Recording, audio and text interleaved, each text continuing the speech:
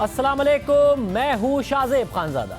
Army chief की मुद्दते मुलाजमत में तोसी का बिल कल कौमी असम्बली में पेश कर दिया जाएगा। ऑपोजिशन की सबसे बड़ी जमात नून लीग ने आर्मी एक्ट में तरमीम की हिमायत का फैसला कर लिया है।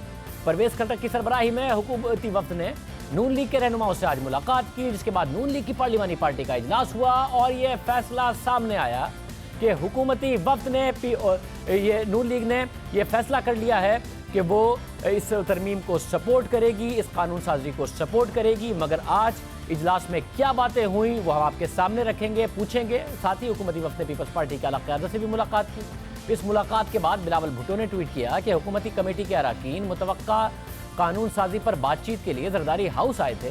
पीपल्स पार्टी जमहूरी कानून साजी को मस्बत तरीके से करना चाहती है। कुछ सियासी जमातें कानून साजी के कवायद व ज़वाबित को बालाए ताक रखना चाहती हैं। जितनी अहम कानून साजी है, इतना ही अहम हमारे लिए जमहूरी अमल की पासदारी है।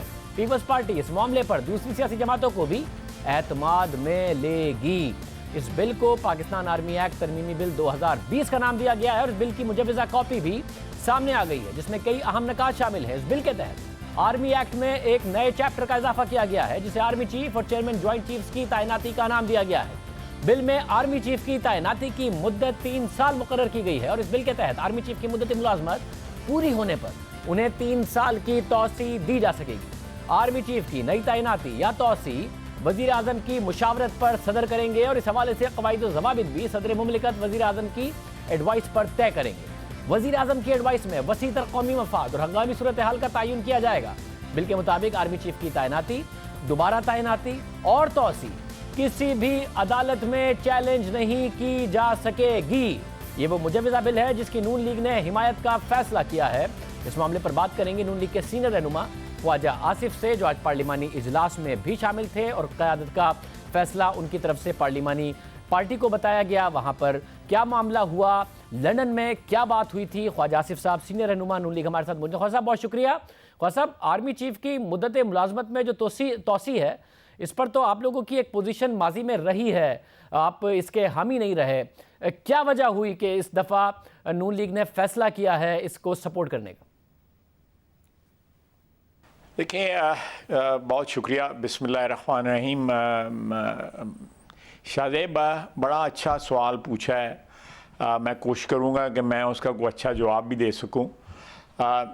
देखें, ये आज सुबह पार्लियामेंट्री पार्टी की मीटिंग हुई और ये आज से तकरीबन कुछ अर्सा पहले जब हम लंदन गए थे, कोई 8-10 दोस्त जो हैं पार्टी के जिनको इनवाइट किया गया था वहाँ पे मीटिंग के लिए, तो मीटिंग के बाद मियाँ साहब बड़े मियाँ साहब के साथ मुलाकात हुई। तो ये क्योंकि एक इम्पेंडिंग इशू था तो इसके ऊपर भी बात हुई। तो वहाँ पे ये इन प्रिंसिपल जो है हमें कन्वे किया गया कि जब भी ये इशू आए तो पार्टी से आप क्लियरेंस जो है पार्टी लीडरशिप से लेके आप इसकी बग़ैर किसी स्ट्रिंग्स अटैच्ड के जो है आप इसकी हमायत इस इशू पे करें। और वही जब कल दोबारा जब यह परसों पता लगा कि हमें ये लेजिस्लेशन आ रही है तो we got this instructions reconfirmed from our leadership और वो आज सुबह पार्लियामानी पार्टी में कन्वे कर दी गई हैं। तो लेजिस्लेशन हमारे सामने आई है। अब जो कल शाम से बिल्स की कॉपीज़ हमें दी गई हैं उसमें कहीं एक्सटेंशन का ये जिक्र नहीं है कि एक्सटेंशन देनी है नहीं देनी है। वो सवाबदीद जो है वो that stage with the prime minister. इसमें सिर्फ जो एक फ्लूइड सी सिचुएशन थी, जो चीज़ जो थी इन राइटिंग नहीं थी कि एक्सटेंशन दी जा सकती है तो कितनी दी जा सकती है, उसकी अपर लिमिट क्या होगी, एक्सटेंशन 6 महीने की होगी, 3 साल की होगी। ये सारे जो सवालात हैं ये उठाए गए सुप्रीम कोर्ट ने अपनी प्रोसीडिंग्स में, अदालत उस्मा ने उठाए। तो अब ये सारी चीज़ें जो है ये लिखाई पढ़ाई में आ रही हैं, जो पहले मोर और लेस जो थी वो एब्स्ट्रैक्ट थी या फ्लूइड थी और वो प्राइम मिनिस्टर जो है अनलिमिटेड एक्सटेंशन भी दे सकता था और ये दी। जनरल ज़िया साहब ने अपने आप को अनलिमिटेड एक्सटेंशन दी, जनरल मुशर्रफ साहब ने अपने आप को अनलिमिटेड एक्सटेंशन दी। 2-2, 3-3 साल, 2-2, 3-3 टेन्योर्स उन्होंने गुजारे, बल्कि 3-3, 4-4 टेन्योर्स उन्होंने गुजारे। तो इस सूरत हाल में मेरा ख्याल है ये ज़रूरी था कि ये सारी सिचुएशन डिफ़ाइन हो जाए, इसके खदोखाल जो हैं वो सामने आ जाएं। तो ये हम कल या परसों या जब भी कल ये ले होना है, मैं उसमें ये हम तो सिर्फ खदोखाल एक कानून के दुरुस्त करने जा रहे हैं। स्वाबदीद जो है और आज भी प्राइम मिनिस्टर की है। अच्छा, मगर जो मिसालें आपने दी ज़ाहिर है वो मार्शल लॉ की मिसालें हैं कि खुद अपने आप को तौसीह देते रहे, वरना सिर्फ जनरल कियानी की मिसाल है माजी में।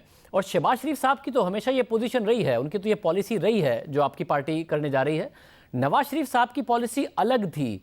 आप कह रहे हैं कि मीटिंग में फैसला हुआ, उनकी तरफ से हिदायत थी, वो उनका क्या मौक़िफ़ था, वो कैसे माने इस मौक़िफ़ पर और क्या राय दी उन्होंने? देखें, ये लंदन में कोई इसके ऊपर बहस व तमहीस नहीं हुई शाहज़ेब। हम गए, उनकी सेहत हाल अहवाल पूछा, जो उनको मुख्तलिफ इस वक्त सेहत के ख़दशात हैं उन पर बात हुई, और then this issue was raised कि ये एक इशू आ रहा है तो आपकी क्या इसमें हदायत हैं। तो उधर एक कंसेंसस हुआ, मियाँ साहब ने कहा कि ठीक है आप इसको करें, इसको एंडोर्स करें, ये लेजिस्लेशन जब आती है और जब ये सामने आ जाएगी आप हमें भिजवा भी दीजिएगा ताकि उसकी जो डिटेल्स हैं वो सामने आ जाएं। लेकिन जो है इसको पार्टी जो है अपोज ना करे। और इसी के ऊपर आज जो है पार्लियामेंट्री पार्टी की मीटिंग भी हमने बुलाई, उसमें हमने अपने दोस्तों को ये इंस्ट्रक्शंस जो हैं मियाँ साहब की वो कन्वे भी की। और लेकिन मैं आपकी जो आपने शुरू में जो सवाल किया है उसमें ये जवाज़ ज़रूर आता है या वैलिड क्रिटिसिज्म भी होता है कि अगर इस स्टेज पे हमने इस कानून की हमायत करनी थी तो क्यों नहीं। लेकिन मैं समझता हूँ कि इसमें किसी शख्स का या किसी शख्सियत का ज़िक्र कहीं भी नहीं है। तीनों चीफ्स की और चेयरमैन जॉइंट चीफ की जो है ना वो डिफ़ाइन की गई है। ये एक चीज़ें जो है ना वो बिल्कुल ब्लैक एंड वाइट में या उसको क्लियर किया गया है, उसमें एम्बिग्विटीज़ जो हैं वो दूर की गई हैं। उसमें ये कहीं भी नहीं है कि जी आपने एक्सटेंशन देनी है नहीं देनी है, ये स्वाबदीद it's stage with the prime minister. ये आप दुरुस्त कह रहे हैं कि इसमें नहीं है इस बात का जिक्र कानून साजी में, मगर ये सारा मामला हो तो जनरल बाजवा की वजह से ही रहा है ना, वही इसके इमीडिएट बेनिफिशरी हैं। सुप्रीम कोर्ट में ये मामला गया जिसकी वजह से पार्लियामेंट में आया और जिसकी वजह से ये सब कुछ हो रही है कानून साजी, तो हो तो उन्हीं की वजह से रहा है। ये भी आप दुरुस्त फरमा रहे हैं, ये क्योंकि ये अराइज ही सिचुएशन इसलिए हुई है कि नवंबर के अवाखिर में जो है प्रेजेंट इनकम्बेंट आर्मी चीफ की जो है वो टर्म एक्सपायर हो रही थी। मैं यहाँ पे कहना चाहूँगा कि ये 2 या 3 माह पहले नवंबर से एक लेटर भी इशू हुआ, उसके बाद जो है नोटिफिकेशंस जो है बैक एंड फोर्थ इशू हुए। मेरी अपनी ये राय है कि हो सकता है आप भी उससे इत्तेफाक करें कि अगर नवंबर में मोहतात तरीके से जिस तरह माजी में होता रहा है, अगर प्रेजेंट गवर्नमेंट जो है इसको तरीके से हैंडल कर लेती, जो भी इंटेंट थी उनकी वो उसको अमली जामा पहना लेती, और मेरा ख्याल है कि ये सारे मामले को जो है शैबली ट्रीट किया गया और फिर ये सुप्रीम कोर्ट में चला गया। सर, मगर बिलावल भुट्टो जरदारी ने ट्वीट किया और उन्होंने कहा कि पीपल्स पार्टी जमहूरी कानून साजी को मस्बत तरीके से करना चाहती है, कुछ सियासी जमातें कानून साजी के कवायद व जवाबित को बालाए ताक रखना चाहती हैं। मतलब कम से कम पीपल्स पार्टी या बिलावल भुट्टो जरदारी इतनी पोजीशन ले रहे हैं कि इसे पार्लियामेंट में डिस्कस हो, जमहूरी रिवायात के मुताबिक हो। आप कह रहे हैं आप लोगों ने लंदन में मीटिंग की, वहाँ डिस्कस नहीं किया, कोई इफ्स एंड बट्स नहीं है आपकी तरफ से, कोई काउंटर प्रपोजल नहीं है आपकी तरफ से, आपने पार्टी में भी उसको डिस्कस नहीं किया, जो लंदन का फैसला था वो पार्टी को जाके बता दिया, डिस्कस नहीं किया? नहीं, हमारी पार्टी में ये डिस्कशन आज भी हुई है, इससे पहले भी हुई है, ये दुरुस्त नहीं है।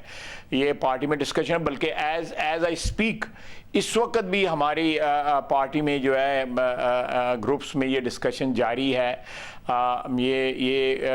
कोई ऐसी कमिटमेंट जो है बिल्कुल नहीं दी गई। मैं इस वक्त भी मीटिंग से उठ के आ रहा हूँ, उसमें ये बात सारी डिस्कस हुई है जो आप बात कर रहे हैं, और सुबह 10:30 बजे फिर मीटिंग बुलाई गई है। बाकी जो चेयरमैन पीपल्स पार्टी की स्टेटमेंट है या उनका जो ट्वीट है, मैं उस पर मेरा ख्याल है कि इज़हार ख्याल ना ही करूँ तो बेहतर है। मैं माहौल को जो है वो बेहतर ही रखना चाहता हूँ। उस पे ना करें अगर आप नहीं करना चाह रहे ज़ाहिर है ख्याल, मगर पार्टी में जो आज हुआ उसमें तो सुना है कि काफ़ी तनकीद का आप लोगों को सामना करना पड़ा, बहुत ज़्यादा आवाज़ें उठी, बहुत ज़्यादा क्रिटिसिज्म हुआ है आप लोगों पर आज जो पार्टी का पार्लिमानी पार्टी का जो आज इजलास हुआ है। नहीं, ये आप जो बात कह रहे हैं किसी हद तक दुरुस्त है। क्रिटिसिज्म ज़रूर हुआ है, इख्तलाफ राय का इजहार ज़रूर हुआ है, और मैं समझता हूँ कि एक पार्टी जो जमहूरियत पे यकीन रखती है उसमें इख्तलाफ राय जब हो तो उसको बर्दाश्त भी करना चाहिए, उसको एंटरटेन करना चाहिए और उसको अकोमोडेट करना चाहिए। हमारे दोस्तों ने जो है वो उसको इस हमारे जब हमने ये फ़ैसला सुनाया है उससे इख्तलाफ भी किया है, लेकिन पार्टी डिसिप्लिन की साथ साथ पाबंदी की जो है यकीन दहानी भी कराई है। और लेकिन खुल के बिल्कुल आप दुरुस्त कह रहे हैं, खुल के तनकीद भी हुई है, आप दुरुस्त कह रहे हैं, मैं क्रिटिसिज्म हुआ है, हमने फेस किया है क्रिटिसिज्म आज पार्टी में बिल्कुल किया है, लेकिन अल्टीमेटली जो क़यादत की इंस्ट्रक्शंस जो हैं उनकी जो है वो कैरी होंगी कल इंशाल्लाह, ये कल या परसों जिस दिन भी ये लेजिस्लेशन होती। खसब आपने कहा ना कि जो तनकीद होती है उसको इंटरटेन भी करना चाहिए, उसे एकोमोडेट भी करना चाहिए, तो फैसला तो आपने कर लिया है, कहाँ एकोमोडेट करेंगे उस तनकीद को जो हुई है? नहीं, बिल्कुल हमने अपनी अभी भी जो पार्टी मीटिंग हुई है अपोजिशन पार्टी सारी बुलाई गई थी, गवर्नमेंट के इत्तेहादी भी मौजूद थे, हमने भी उधर कहा है कि हमारी पार्टी में भी इसके मुतल्लिक जो है वो बिल्कुल 2 राय पाई जाती हैं, बल्कि 3 राय पाई जाती हैं। तो ये इसको जो प्रोसेस जो है लेजिस्लेशन का उसको अगर फॉलो हो जाए तो I think that's a respectable way of doing it. साहब आप उन पार्टी रहनुमाओं में से हैं जो ज़ाहिर है कॉन्स्टिट्यूंसी पॉलिटिक्स में तो आप हैं ही बहुत ज़्यादा इन, मगर आप सोशल मीडिया भी इस्तेमाल करते हैं और आपने सोशल मीडिया पर देखा होगा जो आपकी पार्टी के बयानिए के सपोर्टर्स हैं वो शदीद तनकीद कर रहे हैं, वो बहुत ज़्यादा क्रिटिकल हो रहे हैं इस वक्त आपके इस फैसले पर, आपने देखा होगा ट्विटर पर, सोशल मीडिया पर। बिल्कुल आप दुरुस्त कह रहे हैं, बल्कि क्रिटिकल नहीं हो रही, गालियाँ भी दे रहे हैं। क्रिटिकल आप ज़रा थोड़ा सा माइल्ड लफ्ज़ इस्तेमाल आपने किया है, बिल्कुल आपने लिहाज किया है, मैं शुक्रगुजार हूँ आपका। गालियाँ भी दे रहे हैं, ठीक है, ये सियासतदानों को ये सिचुएशन फेस करनी चाहिए। अगर डिफ़िकल्ट डिसीजंस हमने लिए हैं तो उसके ऊपर क्रिटिसिज्म आ रहा है तो हमें फेस करना चाहिए। आई थिंक उसका जवाब भी देना चाहिए, और जो क्रिटिक्स हैं जो नुक्ताचीनी कर रहे हैं उनको सेटिस्फाई भी करना चाहिए। मेरा ख्याल है कि हालात भी आने वाले दिनों में जो हैं वो इस बात की जो क्रिटिसिज्म जो है उसका जवाब हालात से भी मिल जाएगा। और हम भी कोशिश कर रहे हैं कि अपनी ये जो आपके पास मैं अभी हाज़िर हुआ आपके प्रोग्राम में, ये भी एक एफर्ट है कि जो हमारे क्रिटिक्स हैं पार्टी के अंदर और पार्टी के बाहर जो है, हमारे हमदर्द जो हैं, हमारे जो मियां नवाज शरीफ के चाहने वाले जो हैं, उनका को क्रिटिसिज्म जो है उसका हम जवाब दे सकें। कम अज़ कम मैं ये कोशिश तो ज़रूर कर रहा हूँ, पता नहीं जवाब बन रहा है मुझसे कि नहीं बन रहा, लेकिन मैं कोशिश ऑनेस्टली जो है ना पूरी सिंसेरिटी के साथ मैं कोशिश कर रहा हूँ कि आपने क्रिटिक्स का जो है नुक्ताचीन जो है उनके, चाहे वो पार्टी के अंदर हैं या पार्टी के बाहर हैं, उनका मैं को मुनासिब एक लॉजिकल एक जो है मंतकी जवाब दे सकूँ। सियासत में इस किस्म की डिफ़िकल्ट सिचुएशंस आती हैं और उनको फेस करना चाहिए, और पार्टी वर्कर्स को और पार्टी के जो हमायती दोस्त होते हैं उनको सेटिस्फाई करना चाहिए। आज पार्टी में सुबह भी क्रिटिसिज्म हुआ है और आइंदा मेरा ख्याल है चंद दिन चंद हफ्ते जो है ये जारी रहेगा, बल्कि हो सकता है इलेक्शंस में भी ये इशू हमें फेस करना पड़े, और उसके लिए हमें बिल्कुल खंदा पेशानी से ये क्रिटिसिज्म हमें फेस करना चाहिए। मतलब आप क्योंकि आप कह रहे हैं कि आप ज़ाहिर सेटिस्फाई करना चाहते हैं, जो क्रिटिसिज्म हो रहा है उसको खंदा पेशानी से फेस भी करना चाहते हैं और अपने कारकुन को सेटिस्फाई भी करना चाहते हैं, अपने सपोर्टर को। अब मसला जो आप उनको सेटिस्फाई करने के लिए जवाब दे रहे हैं वो प्रैक्टिकल पॉलिटिक्स का है कि प्रैक्टिकली आने वाला वक्त ये साबित करेगा। आप पे सवाल जो उठ रहा है, जो तनकीद हो रही है, वो प्रैक्टिकल पॉलिटिक्स की नहीं हो रही है, वो नज़रियात पर हो रही है कि जो नून लीग का नज़रिया है उस पर कॉम्प्रोमाइज़ कर गई है नून लीग, उन्हें सेटिस्फाई कीजिए। ये बात आपकी दुरुस्त है। मेरा 30 साल का जो कैरियर है वो बड़ा नज़रियाती कैरियर रहा है। मेरा ख्याल है कि मैंने ज़रूर कोशिश की है 3 दहाइयों में कि मैं अपने नज़रियाती जो मेरा एक वाबस्तगी है उससे मैं इनहराफ ना करूं या उससे मैं दूरी जो है ना मेरी हो। लेकिन आप जिस तरह कह रहे हैं कि बाज़ औक़ात प्रैक्टिकल पॉलिटिक्स में जो है हो सकता है, लेकिन मैं बिल्कुल आज भी अपनी जो मेरी नज़रिया है, मैं सियासत में मेरा कोई लंबी इनिंग्स नहीं रह गई हुई। मेरी ये 7वीं स्टिंट है पार्लियामेंट में, एक सेनेट में और 6 नेशनल असेंबली में। अल्लाह ताला ने मुझ पर बड़ा फजल किया हुआ है। मैं चाहूँगा कि मैं अपने नज़रियाती असास से जुदा होके जो है सियासत से या दुनिया से रुखसत ना हो। ख्वाजा साहब, अल्लाह आपको ज़िंदगी दे, दुआ गो हैं कि अल्लाह आपको लंबी ज़िंदगी दे, सेहतमंद ज़िंदगी दे। ख्वाजा साहब, मगर आपने कहा कि वोटर सपोर्टर तनकीद कर रहा है, इलेक्शन में भी हो सकता है कि आपको इसकी कॉस्ट पे करनी पड़े। तो ऐसा फिर सबको अगर मसला है और इलेक्शन में भी कॉस्ट पे करनी पड़ सकती है, तो मियाँ साहब किसके लिए कर रहे हैं? देखिए, मेरा अपना ख्याल है कि the time will justify this. ये डिसीजन जो है ये जस्टिफाई होगा, वक्त इसको जस्टिफाई ज़रूर करेगा। मेरी बिल्कुल ये बड़ी फर्म बिलीफ है। ये जो इमीडिएट रिएक्शन होना जो है वो भी जस्टिफाइड है, और जो मेरी क़यादत ने या मेरी पार्टी की क़यादत ने, मियाँ नवाज शरीफ साहब ने, मियाँ शहबाज शरीफ साहब ने जो फ़ैसला किया है, मैं पार्टी डिसिप्लिन का कायल हूँ, एक पार्टी का पुराना 2 नस्लों से लॉयलिस्ट हूँ। मुझे पार्टी के फ़ैसलों पे अपने कैरियर में इख्तलाफात भी हुए हैं, लेकिन वो इख्तलाफात जो हैं वो मेरी पार्टी के साथ वाबस्तगी में कोई दरार नहीं पैदा कर सके, और इंशाअल्लाह ताला कभी भी नहीं ऐसी सिचुएशन अराइज़ होगी। लेकिन मैं समझता हूँ कि इस नशिस्त में आपके साथ जितना मैं कह सकता हूँ मैंने कहा है, ऑनेस्टी के साथ कहा है, पूरी फ्रैंकनेस के साथ कहा है, कोशिश की है कि कोई लगी लिपटी ना रखूँ, कोई सियासी गोल मोल जवाब ना दूँ, बड़ा फ्रैंक जवाब दूँ। लेकिन मेरा ख्याल है कि मेरी क़यादत का ये फ़ैसला है, ये जस्टिफाई होगा आने वाले हफ़्तों में, महीनों में ये जस्टिफाई होगा।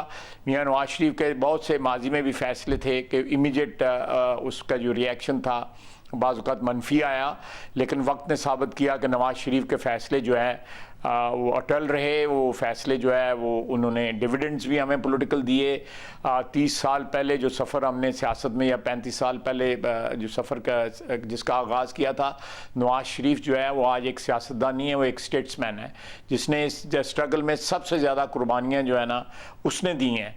और मैं समझता हूँ कि उसका हक बनता है कि वो फ़ैसला भी करे, और वो फ़ैसला सही है, और इंशाअल्लाह ताला वक्त साबित करेगा कि उसका फ़ैसला ठीक है। ख्वाजा साहब, लास्ट क्वेश्चन, क्योंकि आपने कहा ज़ाहिर है इसमें नाम कोई नहीं है, ये वज़ीर-ए-आज़म के इख्तियार के हवाले से एक अमेंडमेंट है, मगर for the times to come क्या ये अब तय हो जाएगा कि जो भी आइंदा आर्मी चीफ आएगा वो 6 साल के लिए आएगा, पहले 3 साल के लिए और फिर 3 साल के लिए दोबारा उन्हें तौसीह दी जाएगी?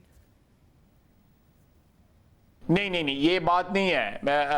मैं क्लैरिफाई कर दूं शाहजेब, प्लीज़, ये 3 साल के लिए आएगा, लेकिन अगर उसमें एक्सटेंशन जो है दी जा सकती है 3 साल की और, but subject to the upper limit of 64 years, क्योंकि लेफ्टिनेंट जनरल की रिटायरमेंट की एज जो है 58 है। तो दो मैक्सिमम टेन्योर्स जो हैं, एक तो जो होगी जिस दिन वो अपॉइंटमेंट होगी उसके बाद एक टेन्योर तो जारी रहेगी, लेकिन उसके बाद सेकंड टेन्योर जो है ना वो it will be subject to the maximum limit of 64, और वो मैंडेटरी नहीं होगी, वो स्वाबदीद होगी वज़ीर आज़म की, जिस तरह पहले भी स्वाबदीद थी। अब सिर्फ है कि उसको लिखाई पढ़ाई में जो है डाल दिया गया है, पहले लिखाई पढ़ाई में नहीं था। ये एक एम्बिग्विटी थी जिसको दूर कर रहा है ये कानून। बहुत शुक्रिया। सीनियर रहनुमा ख्वाजा आसिफ साहब हमारे साथ मौजूद थे और ये बात की तस्दीक कर रहे थे कि ये मियाँ नवाज शरीफ का फ़ैसला है, नून लीग के कायद मियाँ नवाज शरीफ का फ़ैसला है, और उनसे ये बात लंदन में डिस्कस हुई, फिर आज सुबह बात हुई, और फिर क़यादत का जो पैगाम था वो पार्लियामेंटेरियंस को पहुंचाया गया। पार्टी के अंदर अगर कुछ खदशात थे भी तो उनको बताया गया कि ये पार्टी की क़यादत का फ़ैसला है। प्रोग्राम में एक ब्रेक शामिल करते हैं, मज़ीद हम खबरों पर बात करेंगे।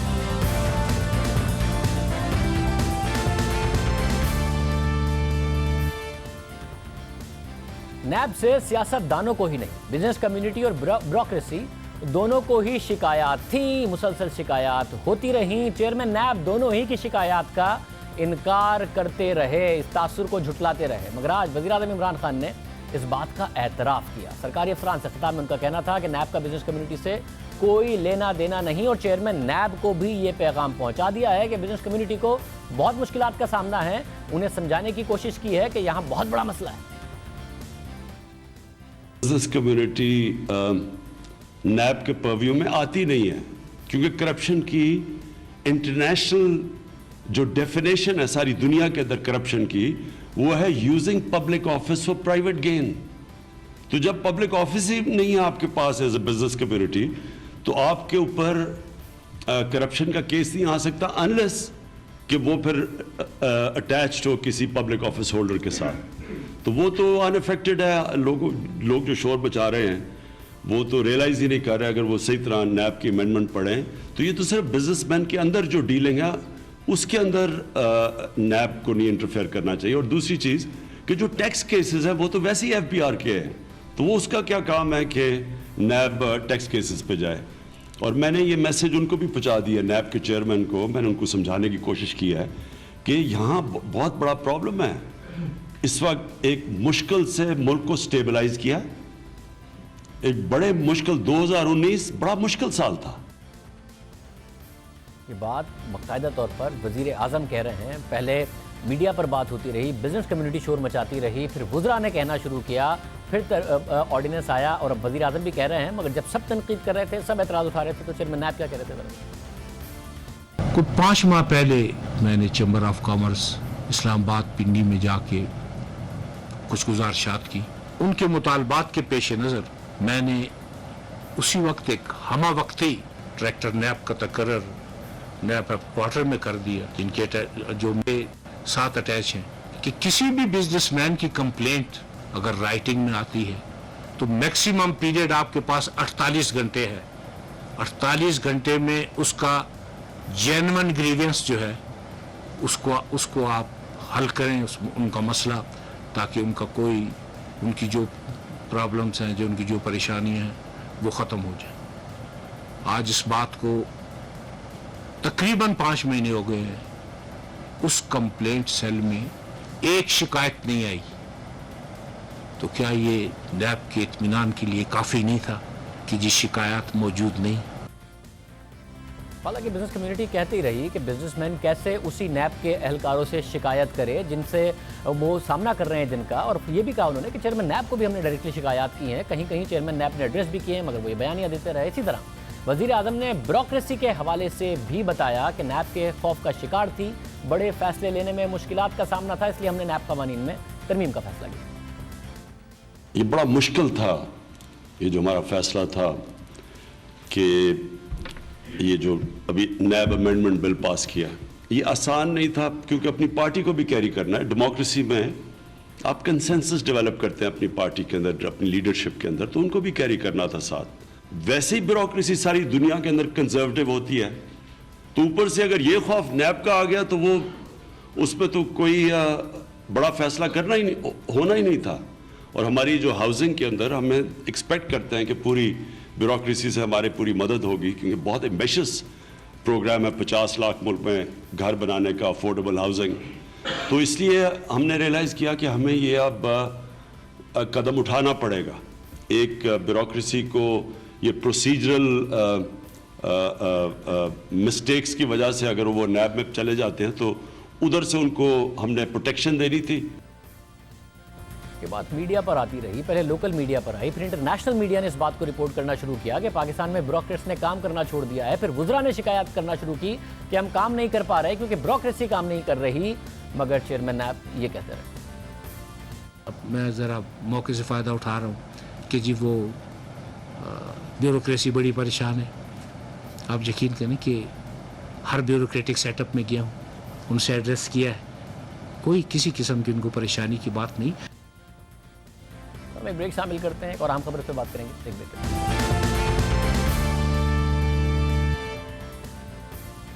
लापता अफराद के मुकदमात लड़ने वाले वकील कर्नल रिटायर्ड इनामुर रहीम अचानक लापता हो गए, मगर आज 16 दिन बाद पता चला है कि वो वजारत दिफा के पास हैं। लापता अफराद के वकील जब खुद लापता हो गए तो उन्हें उनके अहले खाना ने ढूंढने की कोशिश की, उनके अगवा का मुकदमा दर्ज कराया और उनकी बाजियाबी के लिए अदालत से रुजू किया। कर्नल इनाम की बाजियाबी का मुकदमा हाई कोर्ट रावलपिंडी बेंच में जेर समाअत है।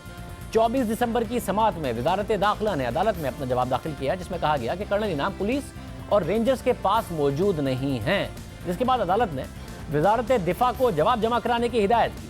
आज Lahore high court Rawalpindi bench के जस्टिस मिर्जा वक्कास ने कर्नल इनाम के लापता होने से मुताल्लिक केस की समाअत की। दौरान समाअत वजारत दिफा ने अदालत को बताया कि कर्नल इनाम हमारे पास है, और उन्हें ऑफिशियल सीक्रेट एक्ट की खिलाफवर्जी के इल्जाम में हिरासत में लिया गया है।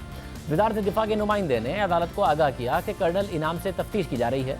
समाअत के दौरान कर्नल इनाम के वकील ने कहा कि वजारत दिफा या उसका कोई इदारा कर्नल इनाम को अपने पास नहीं रख सकता। समाअत के दौरान दरख्वास्त गुजारों की जानिब से अदालत से इस्तदा की गई कि कर्नल इनाम को अदालत में पेश करने का हुक्म दिया जाए। अदालत ने कर्नल इनाम को अदालत में पेश करने से मुताल्लिक कोई हुक्म जारी नहीं किया, मगर एडिशनल अटॉर्नी जनरल को 3 जनवरी को पेश होने और कर्नल इनाम पर आयद इल्जामात की तफसीलात अदालत में पेश करने का हुक्म दिया। केस की मज़ीद समाअत अब कल होगी। कर्नल इनाम मुबैना तौर पर अगवा किए गए दर्जनों अफराद के मुकदमात लड़ रहे थे। कर्नल इनाम के साहबजादे हसनैन इनाम के मुताबिक उनके वालिद को 17 दिसंबर को रावलपिंडी में उनके घर से अगवा किया गया। 17 दिसंबर की रात 12:30 बजे उनके घर की घंटी बजी। जब उन्होंने दरवाज़ा खोला तो 8 से 10 मुसल्लह अफराद उनके घर में घुस आए। उन अफराद ने सियाह लिबास पहने हुए थे। कर्नल इनाम के साहबजादे के मुताबिक वो लोग उनके वालिद को असलहे के जोर पर ज़बरदस्ती अपने साथ सियाह रंग की वीगो गाड़ी में डालकर ले गए। मुसल्लह अफराद ने कर्नल इनाम के बेटे को यह धमकी भी दी कि अगर उन्होंने अपने वालिद की गुमशुदगी को रिपोर्ट किया तो इसके नताइज अच्छे नहीं होंगे। और अब ये आज वज़ारत दिफा ने अदालत को बताया है कि कर्नल इनाम उनके पास हैं। हमने कोशिश की परवेज़ खटक साहब से रब्ता करने की, उनका मौक़िफ़ इशू पर मालूम करने की, लेकिन वो प्रोग्राम में नहीं आए। अहम बात यह है कि एडवोकेट कर्नल इनाम ने सुप्रीम कोर्ट से जस्टिस काजी फायद ईसा के खिलाफ रेफरेंस की समाअत करने वाले लार्जर बेंच से जस्टिस उमर अता बंदियाल, जस्टिस मंसूर अली शाह और जस्टिस मंजूर मलिक को अलग करने की दरख्वास्त की थी। 31 दिसंबर को इस मामले पर चीफ जस्टिस गुलजार अहमद ने अपने चैम्बर में समाअत की। कर्नल इनाम दौरान समाअत अदालत में पेश नहीं हुए और सुप्रीम कोर्ट ने अदम पैरवी की बुनियाद पर अपील खारिज कर दी। प्रोग्राम में एक ब्रेक शामिल करते हैं, मज़ीद आपको बात करें। दहाइयों से तनाज़ात में घिरा इराक अब अमेरिका और ईरान के दरमियान सर्द जंग का नया मैदान जंग बन चुका है। जब दो ममालिक की प्रॉक्सी वॉर किसी तीसरे मुल्क में लड़ी जाती है तो हालात क्या होते हैं। इराक इसकी अमली शक्ल है। इराक वो मुल्क है जहां अवामी राय ईरान के खिलाफ आहिस्ता आहिस्ता बनती दिखाई दे रही थी कि वो इराक को अपनी प्रॉक्सी वॉर के लिए इस्तेमाल कर रहा है, मगर एक वाक़े ने इस अवामी राय को अमेरिका के खिलाफ कर दिया है। अमेरिका की इत्तेहादी इराकी हुकूमत ने भी हाथ खड़े कर दिए और देखते देखते इराक में अमेरिकी सिफारत खाने का घेराव किया गया। अमेरिका के खिलाफ नारे लगे, सिफारत खाने के दाखिली रास्तों पर आग लगाई गई। ये सब कुछ इराकी फोर्सेस के सामने हुआ, लेकिन वो खामोश रही और 2 दिन तक हज़ारों मुजाहिरीन ने अमेरिकी सिफारत खाने का घेराव किया और फिर गुज़िश्ता रोज़ अमेरिकी फ़ौज की तरफ से मुजाहिरीन पर शेलिंग की गई और फिर वो अपनी लीडरशिप के ऐलान के बाद वापस चले गए। लेकिन इस वाक़े ने जहां आलमी सतह पर एक नए सिफारती बहरान को जन्म दे दिया है, वहीं खित्ते में ईरान के कदमों को मजबूत कर दिया है। और ये बात अमेरिकी अखबार कह रहे हैं, लेकिन ये सब कुछ कैसे हुआ, क्यों हुआ, इसका जायज़ा लेना भी ज़रूरी है। 27 दिसंबर को अमेरिका ने दावा किया कि इराक में मौजूद ईरानी हिमायत याफ्ता मलेशिया कताइब हिजबुल्लाह ने अमेरिका के इराकी बेस पर बड़ी तादाद में रॉकेट हमले किए, जिसके नतीजे में एक अमेरिकी डिफेंस कॉन्ट्रैक्टर मारा गया और कुछ अमेरिकी जख्मी हुए, जिसके बाद अमेरिका ने इस मलेशिया के खिलाफ फिजाई हमले की हिकमत अमली तैयार की। इराकी हुकूमत की तरफ से अमेरिका को तनबीह की गई कि ऐसे किसी भी इकदाम के नताइज संगीन होंगे, मगर अमेरिका ने इराकी हुकूमत की नहीं सुनी और इतवार के रोज़ अमेरिका ने ईरानी हिमायत याफ्ता मलेशिया कताइब हिजबुल्लाह के इराक और शाम के बेसिस पर फिजाई हमले किए, जिसमें 24 लोग मारे गए। इराक ने इस हमले को अपनी खुद मुख्तारी के खिलाफ हमला करार दिया और 3 दिन के सोग का ऐलान किया। इराकी हुकूमत को इस हमले के बाद खतरात नजर आ रहे थे, मगर अमेरिका इस हमले के बाद मुतमईन नजर आ रहा था। लेकिन अमेरिका का ये इत्मीनान ज़्यादा देर तक कायम नहीं रह सका और 31 दिसंबर को अचानक इराक में मौजूद ईरानी हिमायत याफ्ता मलेशिया के हक में मुजाहिरीन सड़कों पर निकलना शुरू हुए। देखते देखते मुजाहिरीन इराक के ग्रीन जोन में बिना किसी मुजाहिमत के दाखिल हो गए, किसी ने नहीं रोका और अमेरिकी सिफारत खाने का उन्होंने फिर घेराव कर लिया। घंटों तक मुजाहिरीन अमेरिकी सिफारत के सामने खड़े रहे, सिफारत खाने पर पथराव किया, उसकी दीवारों पर चॉकिंग की, अमेरिका मुर्दाबाद के नारे लगाए गए, सिफारत खाने के शीशे तोड़े गए और फिर अमेरिकी सिफारत खाने की दीवारों पर आग लगा दी गई, जिसके बाद अमेरिका ने वहां अपने इजाफी फौजी पहुंचाने का ऐलान किया और दुनिया भर के ममालिक की तवज्जो इस हमले की तरफ मबजूल हो गई। अमेरिका ने दिफाई पोजीशन इख्तियार की और ईरान को इस वाक़े का मास्टर माइंड करार दिया।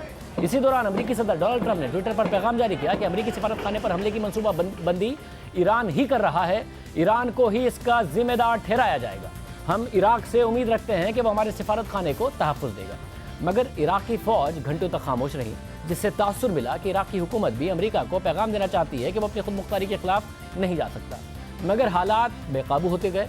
मुजाहिरीन दूसरे दिन तक अमेरिकी सिफारत खाने के बाहर खड़े रहे, जिसके बाद अमेरिकी फ़ौज ने मुजाहमत की और मुजाहिरीन पर शेलिंग की गई, जिसके बाद इराकी हुकूमत और ईरानी हिमायत याफ्ता मिलिशिया के लीडर ने मुजाहिरीन से दरख्वास्त की कि वो वापस आ जाएं और फिर मुजाहिरीन गुज़िश्ता रोज़ अमरीकी सफारत खाने से वापस चले गए, जिस पर अमरीकी सदर डोनाल्ड ट्रंप का रद्द-ए-अमल आया कि अमरीकी सफारत खाने पर हमले का जिम्मेदार ईरान है और उसे इसकी भारी कीमत चुकानी पड़ेगी। ये तनबीह नहीं बल्कि एक धमकी है।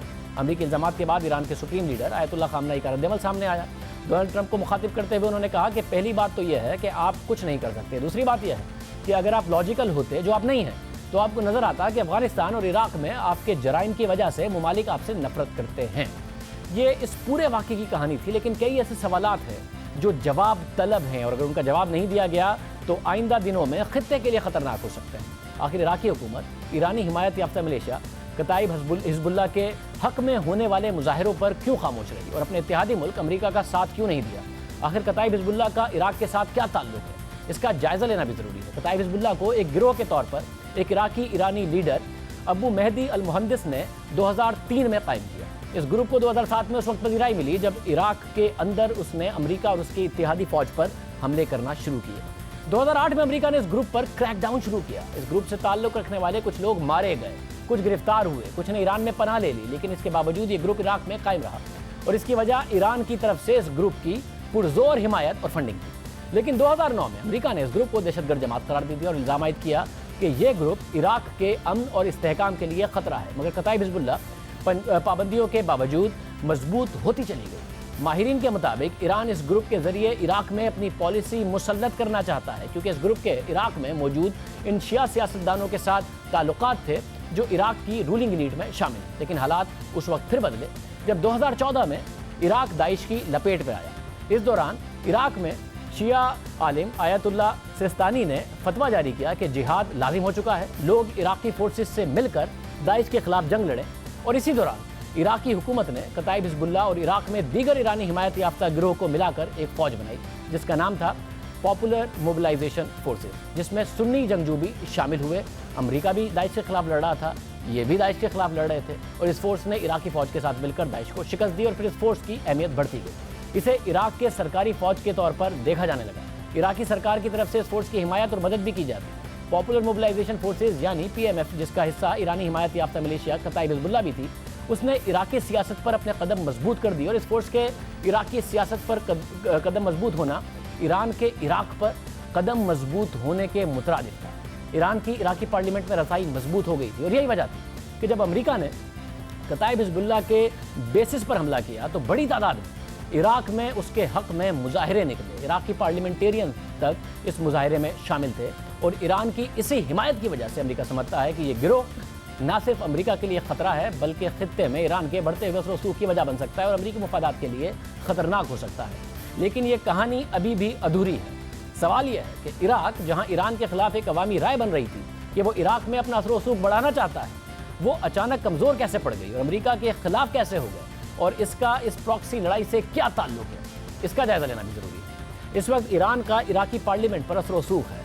इस वक्त बड़ी तादाद में इराकी पार्लियामेंट में ईरानी हिमायत याफ्ता लोग मौजूद हैं जिन्हें इराकी पार्लियामेंट में ईरानियन ब्लॉक कहा जाता है और ये अशराफिया इराक में बड़े ओहदों पर मौजूद हैं। मगर गुज़िश्ता साल अक्टूबर के महीने से ही इराक में करप्शन और बदनुमानी के खिलाफ बड़ी तादाद में मुजाहरे हो रहे हैं और मुजाहिरीन का मुतालबा था कि इराक के सियासी निज़ाम को बदला जाए जिसने इराकी लोगों को गुर्बत में रखा है। इन मुजाहिरों में अब तक 450 लोग मारे जा चुके हैं और इस एहतजाज को देखकर गुज़िश्ता महीने इराकी वज़ीर आज़म आदिल अब्दुल मेहदी ने अपने ओहदे से इस्तीफ़ा दिया, लेकिन वो अब तक अपने ओहदे पर निगरान वज़ीर आज़म के तौर पर काम कर रहे हैं और इस वक्त तक काम करेंगे जब तक किसी और को वज़ीर आज़म के लिए नामज़द नहीं किया जाता। और जब नए वज़ीर आज़म को नामज़द करने की कोशिश की गई तो इस तनाज़े ने एक और तनाज़े को जन्म दिया। इराकी सदर बुरहान सालेह ने पार्लियामेंट में प्रो ईरान इत्तेहाद की तरफ से वज़ीर आज़म के तौर पर एक मुतनाज़ सियासतदान को नामज़द करने पर मुस्ताफ़ी होने की धमकी दी और कहा कि मैं इस शख्स को नामज़द करने से बेहतर मुस्ताफ़ी हो जाऊं, जिसे गुज़िश्ता हुकूमत में लोगों ने मुस्तरद किया था। इराकी सदर के इस ऐलान के मुजाहिरीन ने हिमायत की और वो इराकी सदर के पीछे खड़े हो गए।